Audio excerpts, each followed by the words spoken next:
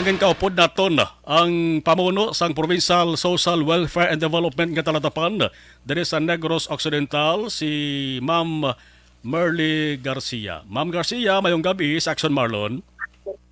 Ay, mayong gabi, Aksyon Marlon. Thank you for this opportunity to be invited to be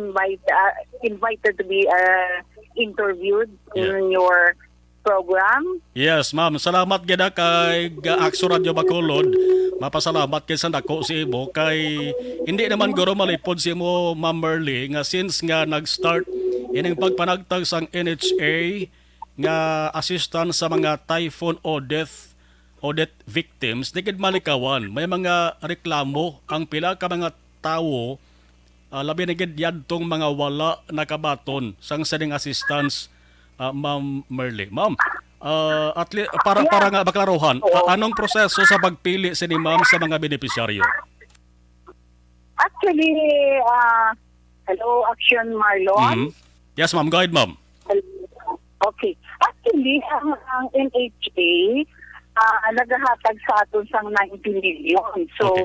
that's amount, kung i-ano natin at 5,000 each. So, Yeah. 18,000 beneficiaries. Okay. So, actually, hindi yun tanan sila mahatagan. Kaya ang concentration natin sa provincial government together with the National Housing Authority are those totally damaged nga affected sa typhoon o death. So, others would claim na bisan total partially damaged sila, they will be entitled. But I'm sorry, ang aton focus is to give assistance to those totally damaged affected families. Okay. Now, on the other second, ang identify sini are those from the LGUs, from the different LGUs, particularly on the 6th district. 6th district. So sila ni ang mga devastated LGUs na affected sa Odette. So right now, ongoing ang aton pag-payout. So we started last Monday ang first stock naton to have the payouts was in Kabangkalan and it ended also in 2 days, parang 2 days kasi madamo ang Kabangkalan, 7,200 Yes. plus. And then we also gave, considering a coastal ang Cadiz, so we have extended to the 76 affected totally the families, and then we also extended the Victoria.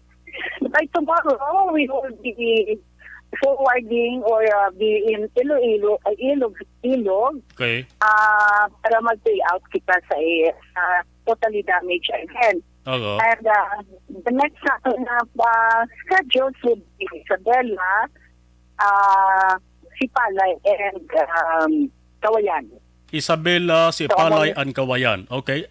San una gani, ma'am, nga ano ina nga petsa sang subong nga bulan sang Hunyo? Kay manting banwas sang Ilog is buwas nga daw John 3. Ang iban sa saan gani na, ma'am? Buwas man ang iban? Ilog, yeah. Ang isa, originally it was sa Monday, but unfortunately, tungod sa kadamo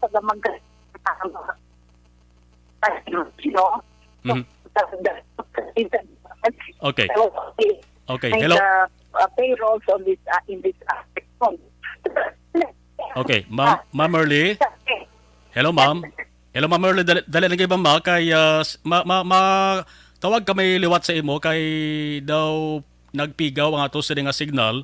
No? Matawag kami liwat, ma'am, ha, sa imo dugay-dugay. Kay daw hindi klaro atong statement naton. May kang tarang sa distribution nga schedule dara sa Baybanwa sang Isabela. At least, naamat-amat na rin panagtag. Hindi gid man siguro ako maglantaw kung di madugayan. No, kay ara ng pundo mo, no, ara ng pundo kag may basihan man nga listahan, no, ang ato sa nga provincial government sandig ina sa ginsumiter man nga master list sang kada banwa kag syudad. Aksyon Radio. Okay, ara na si Ma'am Garcia, you were saying kay na, ma'am? Oo, daw hindi ko. Ako lang nakabakit sa inyo na traffic. Okay, subong, mustang, okay, namabati mo ka, Ma'am Garcia? Yes, Yes, Aksyon, Okay. Marlon. Oo. Ma'am, suliton ko lang, buwas banwasang ilog John 3.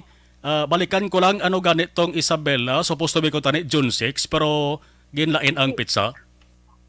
Hindi pa natin maklaro ang sa June 6, no? Okay. June 6 originally, but somehow may mga changes. Okay. However, sa June 10, we would be in Sipalay, and the last naton is in Kawayan on June 13. Okay.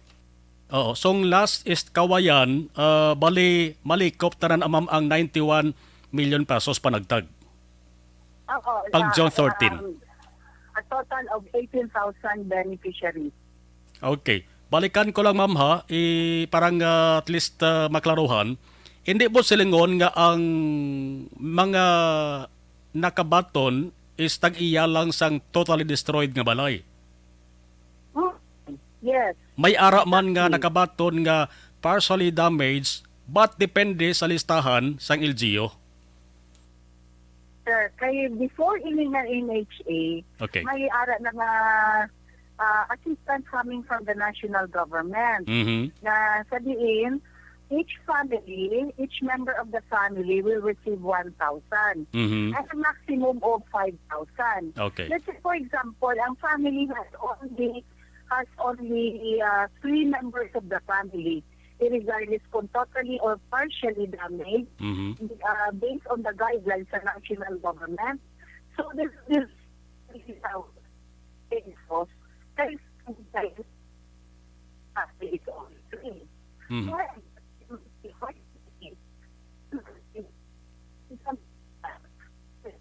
Okay. Hello. Okay. Hello, ma'am. Okay. Yes. Hello, ma'am. Okay. Kay daw nag Hello, ma'am Merle. Dalang gid ma'am, kay daw nagbalik naman dula-dula nga to sa nga signal, no? Sa nga mga tirion. Okay. Aksyon hen daw tanabe. Ma'am, mark na ma'am. Hello, Okay. Maxi, Yes, so kada Aksyon. yes, naga dula-dula signal ta ma'am. Okay. Oo. Yes. Ano ko sa gawas? Okay man. Sis, okay. Okay na. Yes, ma'am. Okay na ma'am ang signal ta. Go ahead, ma'am. Okay. Okay. Mhm. How was that? Ano to, Aksyon, Marlon? Okay, sige. Sige ma'am, check ko na lang ang ato sa provincial government damo-damo naman sang nahatag bulig sa mga biktima sang Bagyo Odette. Ari ma'am, ang NHA isa lamang ni is 91 million kay na nagambal si Gov Lacson sa amo sa nga interview nga ang 91 million pesos hindi ba ni katrespaser sa kadamuon sa mga nabiktima sang Bagyo Odette diri sa Negros Occidental. Magluwas pam sa NHA nga assistance, may ara pa sang iban nga assistance ang provincial government sang Negros Occidental nga ongoing pa ang pagpanagtag. Actually, Aksyon, Marlon, nag-start kami sang pagbulig assistance to those affected families from particularly in six district devastated areas to include Isabela, to include other places as identified. Nag-activate kami mga correlated GI sheets, plain sheets, packs, and donated goods coming from the NGOs, coming from the private citizens. So, ginhatag na namon and before mag-banning na tapos na ang amon obligasyon sa government as far as assistance is concerned sa paghahatag natin sa victims ng Typhoon Odette. Okay. Sige. Ma'am, ulay hodon ko na lang ma'am, 4-piece ginatawag diri sa aton sa Negros Occidental te damo-damo sang nagabato na gid man nga mga benepisyaryo dabo na pigado na buligan sa di. Pagsunod sang Marcos administration, bag-o ang tiglikom sang DSWD, Erwin Tulfo, isa sang isa nga plano diri ang buong pagligwat sang paghatag kundi subong ma'am is monthly distribution bulanan ini siya. Ang plano ipaagi sa tawag nga lump sum. Anong panindugan mo sa ni ma'am bilang head sa DSWD? Okay, sir. Kita we are law-abiding citizen. If Okay. may aral lang or regulations or guidelines relative to that, we will follow. But at this point in time, status quo anay kita kay wala pa man sang final advisory as to that effect. Isa sang nakita ko ring generasyon ni incoming Secretary Tulfo, bangod may pila ka mga benepisyaryo nga gabaton bulanan nga ayuda ining 4-piece ginahimo nila, ginasugal, ginainom. May-ari man nga sahi sang violators diri sa aton, ma'am? Yes, sir. Damo rin na mga issues, no? But that has to be validated. Oo. But I would like to take this opportunity, Aksyon, Marlon, Okay. that in province of the Occidental, we have 122,259 household beneficiaries aton 4-piece program. And also, aside some Bacolod has it's 11,675 4-piece beneficiaries. So ongoing on ang aton intervention sa mga households para ma-achieve ang self-sufficient level of well-being. So para agad po, when they reach that level, so mag-graduate na gid sila. So they will be out of the 4-piece program na. Kaya makasustain sila self-sufficient and makasiling ka nga na-achieve living conditions somehow before they join the beneficiaries of the 4-piece program. Sige. Ma'am Merle Garcia, salamat kid ma'am sa tiyempo liwat kag pagpatahaga naging paambit mo diri sa Aksyon Radio Bacolod. Ma'am, mayong gabi sa liwat kag good evening. Okay. Thank you. Una sa balita, una sa aksyon. Sige lang, kay Goro, layo-layo ang lugar siguro ni ma'am